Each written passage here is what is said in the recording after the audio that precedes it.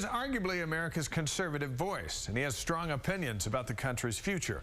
Fox News contributor and political insider George Will addressed BYU students this morning, and then he went one-on-one with me. If I'm a Utah Republican, and there are a lot of Utah Republicans, in your opinion, what do I make of what's going on with the Republicans in Washington? Well, to put the best possible face on it, the Republican Party has grown and become more faction-ridden because it's bigger, because it's more heterodox. You have the neoconservatives with their foreign policy emphasis.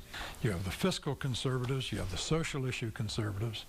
So it's a bouillabaisse of all kinds of simmering ingredients. That's the nice way to look at it. So the Tea Party is good for the overall Republican Party? I think the Tea Party is one of the best things that's happened in American politics in 20 years because it has brought an infusion of the founders' principles of limited government of enumerated powers, back into the discussion. Now, the Tea Party has to master politics, that is, being willing to split differences. If someone has to sit down to them and say, look, best record in baseball in the regular season this year was the Red Sox. They won 97 games. That means they walked off the field beaten 65 times. There's a lot of losing in life. Get over it. Senator Mike Lee had a lot to do with what we just saw back in Washington.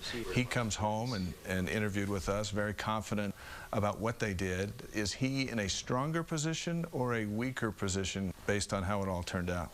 In Washington, I don't think the position he took looks convincing now. He's a different breed, however, than Ted Cruz. Ted Cruz simply does not think politics is a team sport, and he seems indifferent to the cost of the Republican Party. My impression is that Mike Lee's not like that, that Mike Lee understands that it's a team sport, politics, and that he's more accommodating than Ted Cruz is. The state of the Republican Party today, do they have any shot at getting the White House back in the coming years, or is it going to be a long time? If I had to bet my net worth on which party wins the White House in 2016, I'd be very nervous, and I'd bet on the Republicans. Why the Republicans? Will says American voters don't often give a party a third consecutive term in the White House, and that the Republican field, in his view, will be much stronger than it was in 2012. Whether you agree